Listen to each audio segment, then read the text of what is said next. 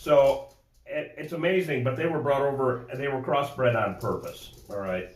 In 1957, at the request of the Brazilian government, a Dr. Warwick Kerr went to South Africa to procure pure African queen bees for experiments in crossbreeding with European bees. So he had pure African bees, and he crossbred them with European bees. Why the hell would he do that? Well, European bees are they produce a lot less honey than African bees. And they're very sickly, they're very disease prone, whereas the African bee was known to be disease resistant and tough as nails and make up to twice as much honey. So they bred them, so we have an Africanized bee. And what they did not know when they crossbred them was that they were going to be so damned aggressive, which everyone knows that now. They basically do every job a European bee does times 10. They make up to twice as much honey. They pollinate better, actually. They swarm more often, or divide and conquer, and they defend the hive better. That's our issue.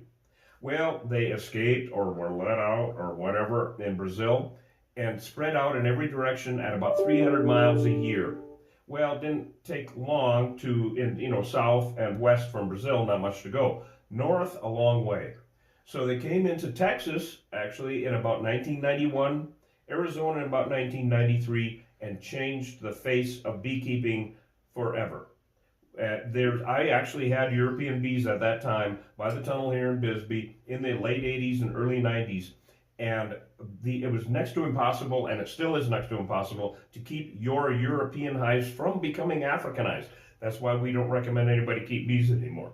And so I used to watch, when my hives became Africanized in the mid-90s, something like that, I used to watch clouds of my bees chase cars down Highway 80, and I thought, maybe I shouldn't be doing that anymore. Then I started getting calls from ranchers and entities, all sorts of people saying, those bees been in that shed for 60 years, and now they're stinging the cows and horses and me, what the hell? And I would explain the crossbreeding, and well, come and get the damn things. And I would open up a wall, and there would be 400 pounds of honeycomb in there. Well, the light bulb went on, right? And so, and the rest is pretty much history. They are everywhere now. It's not just a pertinent subject for the desert Southwest, all right? They adapt yearly to climate conditions. So the myth that they cannot live where it's cold is a myth. I did a History Channel show that you can look up. It was on Monster Quest. I don't know if everybody remembers that. And the whole point of the show was to dispel the myth that they cannot live where it's cold. They killed a beekeeper in Connecticut. All right, we had a stinging incident a couple of years ago. I got a call from Headline News, and they said we want to do a little radio thing with you tomorrow, just a few minutes on our show. And I said, okay, great, whatever. I'm kind of the go-to guy. And I said, what's going on? They said, well, we had a stinging incident, genetically tested Africanized bees in Manchester, New Hampshire. Yeah. They are literally going everywhere. The northernmost swarm that we found, well, I didn't find them, but somebody did, was in Alberta. Yeah, Alberta, Canada. So we have to live with them. It's like rattlesnakes and scorpions and everything else, but you can't live with them. They can't be in your yard. You cannot have them around. They are deadly. It's gotten so bad now that every week, just in Cochise County here in Arizona, every week in the summer, on average, they kill a dog, a horse, or a goat. They are absolutely vicious. And if you guys want to see me in action, you can check out my YouTube channel, Killer Bee Guy. I've hundreds of videos up of us doing killer beehive removals here in Cochise County. But I got to warn y'all, we swear like sailors in bee suits. We're horribly irreverent. No acting and no bleeps. But anyway, but you've been warned. So anyway, a little bit of history. You guys have killer bees there. They're everywhere. They're prevalent. In the wild, all feral honeybees in the desert Southwest now are Africanized. Now, not every Rottweiler is mean, or not every pit bull is as mean as the next, or not at all. Same thing with Africanized bees, Africanized hives. The problem is, you can't trust them. 1 minute everything is fine, and the next they don't like the color of your shirt, or the weed whacker. They hate weed whackers. They hate everything, actually. And so you just can't trust them 1 minute to the next. So the honeymoon is over. it's been a real struggle educating, especially beekeepers and the romance of honeybees. It's out the window. These are not our grandfather's honeybees. These are vicious little bastards. They're a crossbreed. They're a mutt. The African strain is the purest strain of the whole 9 yards. European bees. There are many different types of European bees. There's Germans, Italians, Carnolians, Russians, all sorts of different European honeybees. So there is no controlling in the wild, which that's all we have now, who that queen bee mates with. So they're all mutts. They're all africanized. And so every hive might be a little bit different, and they might look a little bit different. They are honeybees. They're very productive and a royal pain in the ass. So I would like to open it up now that you guys have a little bit of history on it to a little bit of Q&A experiences. Bring it on me. Any questions? Yeah, aren't the African bees a little bit bigger than a lot of the European bees? Technically, they are slightly smaller. Now, when we first started, when they first came into Arizona, I worked in conjunction with the State Department of Ag, not for them, but in conjunction with, and a lot of us in the industry and beekeepers, etc., did. We would send samples of all of the swarms. We put up swarm traps. We'd send samples of all these wild bees to Tucson for testing of percentage of Africanization. Well, at that time, DNA was not playing a big role in it, but the way they would be able to tell if they were Africanized was they would take a known European bee and take the suspect bee and blow them up onto a wall 6 foot, all right, on a projector. And if they were Africanized at that height, they would be about 3 inches shorter. So technically, the Africanized bee is slightly smaller, and that is because of the strong African gene. The African bee is slightly smaller, and it translated in to the crossbreeding, the African eye. So you can't tell by looking at them. They look the same, and like I was saying, European bees all look a bit different. Same thing with African eyes. It's the genetics. Hey, Reed. Yeah.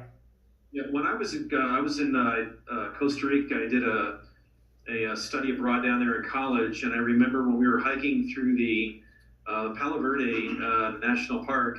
They told us that, well, number one, that the worst killer bee attack in Costa Rica took place at the place called the Mirador. And they told us for us to be cognizant of from 3 feet to ground level, as that's where we were told that Africanized bees like to really nest. Is there any truth to that? Once again, they adapt every year. Things have changed since they came into the U.S., especially.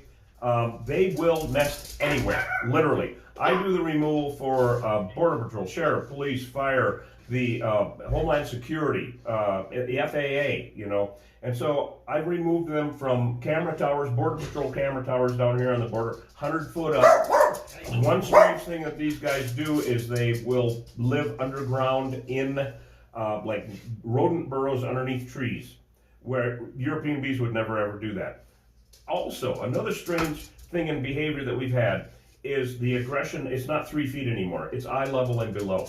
Now, the standard that I have made for like the National Park Service and the state parks and places where people are hiking, and say there's, like down here on the San Pedro River, there's big cottonwood trees and whatnot. So I've established this kind of rule of thumb where if people see bees coming and going from a crack or a hole or a knot in that tree, and it's more than 20 feet up, that's inherent risk. They can be there.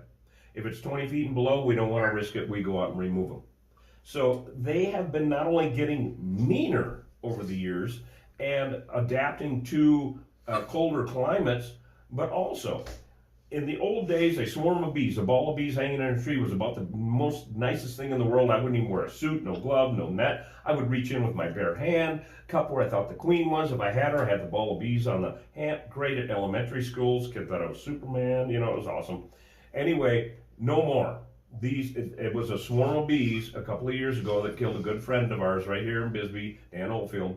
And he was a ball of bees hanging in a tree, and he thought he'd save himself a few bucks. He was a pain in the ass, there's no doubt about it. He got on his backhoe and thought he'd uproot the tree. They killed him. So they are vicious now in any form or state. The only time that they're not is when they're foraging. When they're on flowers, they're at Walmart, they want to get the goods and go home, as long as home ain't too close to where you are. And they will come from up to a 3-mile radius to do that. We just had a stinging incident here in Bisbee a couple of days ago, and you might have seen me, I'm on Facebook talking about it, and YouTube and the whole 9 yards. A well-meaning, okay, as you've all heard, the highway to hell is paved with good intentions. That's what happened here. This well-meaning beekeeper, local guy, I've been telling him for 20 years to stop this shit. Anyway, he brought a beehive down to pollinate the community garden. Isn't that just wonderful? No, it's not.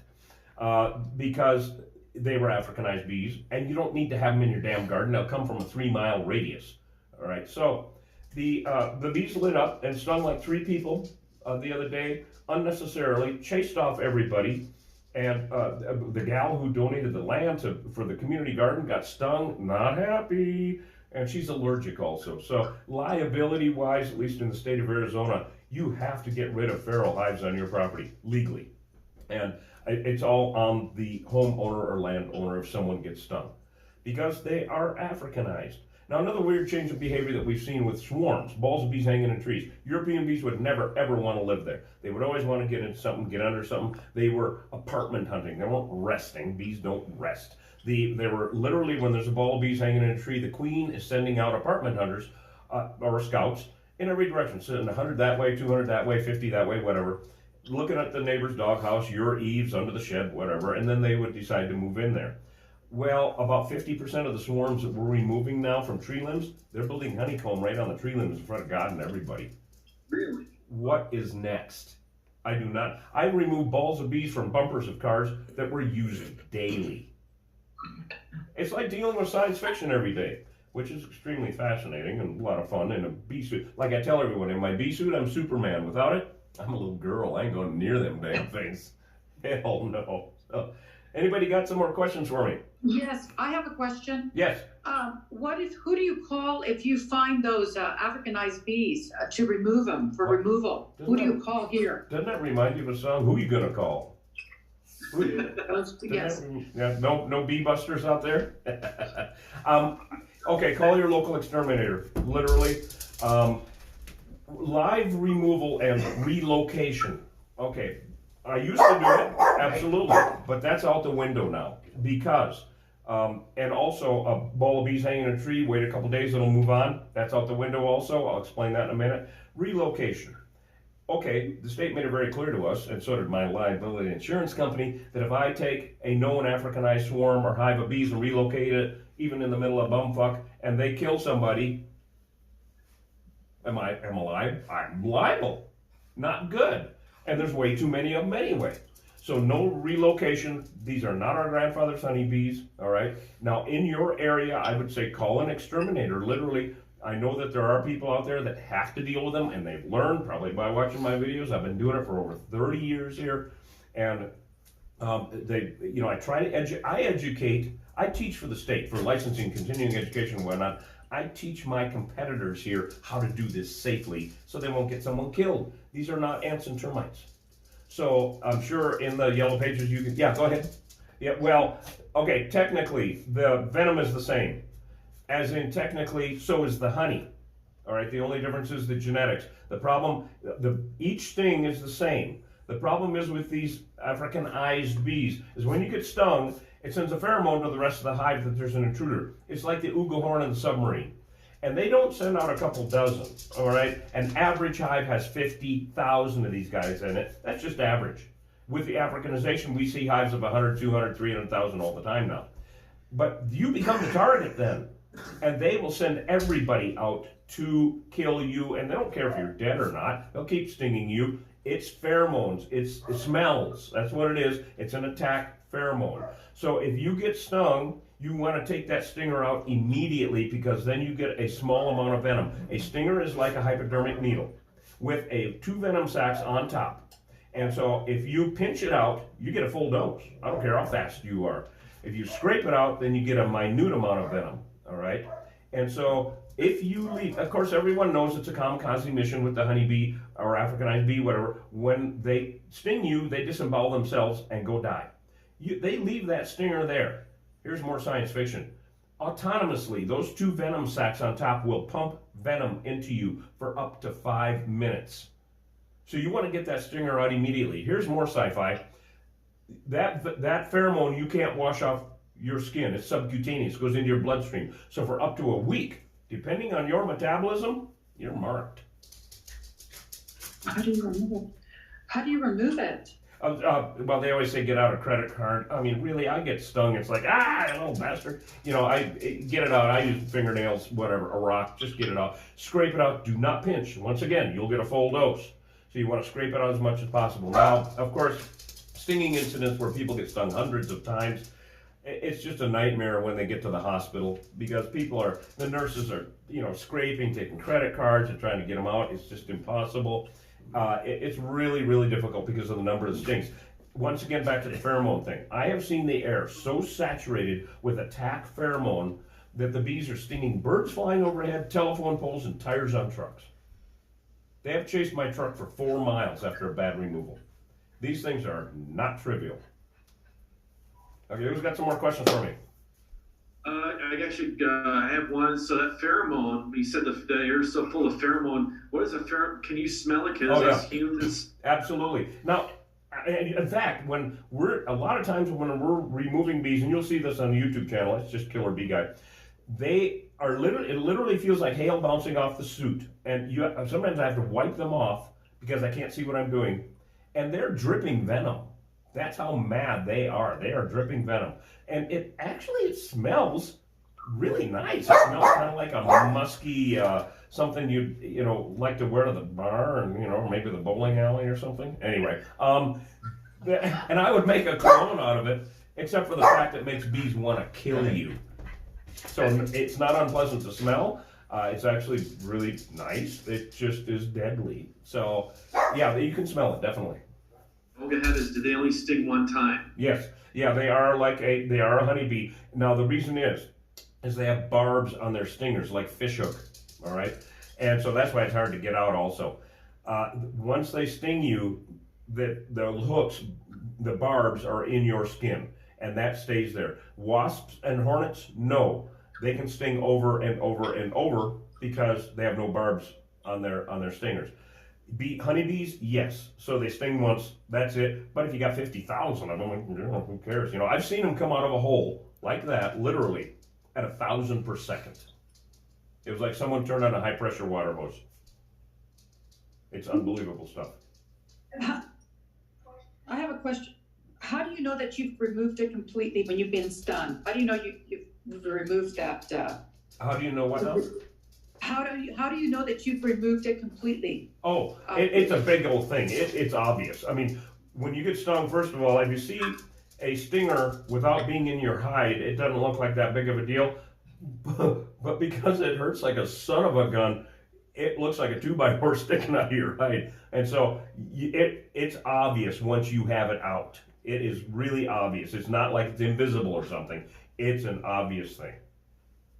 Well, if you get stung by an Africanized bee, it could even multiply that negative side effect. Yes, it definitely can. That would indicate that she has an allergy to the bee venom. All right, of course, people can be allergic to anything, peanuts, bee venom, whatever. I recommend that everyone out here in the desert Southwest, or everybody actually, carry Benadryl in their pocket at all times. I don't care what you're bit or stung by. You have about a 15-minute window to take your Benadryl to have the most effect. And after that, the curve goes down as far as the effect it's going to have. After about a half an hour, what's going to happen is going to happen. And so that is really too bad that she swelled up like that. Another strange thing that we've been seeing, and I know this from old ranchers and cowboys out here, is delayed reaction with Africanized venom. It doesn't make any sense because technically it's the same venom. Doesn't make any sense. But I've had old ranchers say, well, I got stung a few days ago and 3 days later, I'm in the hospital. Didn't feel a doggone thing except maybe a little itching or something from the sting. So delayed reaction, that's a new thing also. every year I have to up my game with these damn things. It's like playing chess with bugs and losing a few rounds. Not good, you know? And so, yeah, that's really too bad. I recommend everybody carry Benadryl in their pocket, and I would seriously recommend people have an EpiPen if they can afford them or if they can get one. Oh, just take one. I mean, that should be fine. You know, take two. Honestly, Benadryl, I don't know if you've all taken Benadryl, but a couple of Benadryl and a couple of beers, and I'm a cheap date. I don't know. I can't believe it's over the counter, honestly. And we can't take it preventatively. It's a real problem because it builds up in your system and the effect is not there. So we have to wait until we get stung. When we're on the job, when I'm dealing with law enforcement, police, fire departments, I rescue the fire department from these things down here. And I tell everyone, if you get stung, tell me immediately where on your body. All right, tell me immediately when you got stung and where. Because head, neck, and torso, much more dangerous than extremities. And then we'll get in the truck and make sure somebody gets a Benadryl and get back to work. This is not a job that you can stop at in the middle of it. It's also, like I've been saying for all these years, this is a job that I can fail at once, because then I'm dead. So it's a little challenging each time. Paul, you had a question?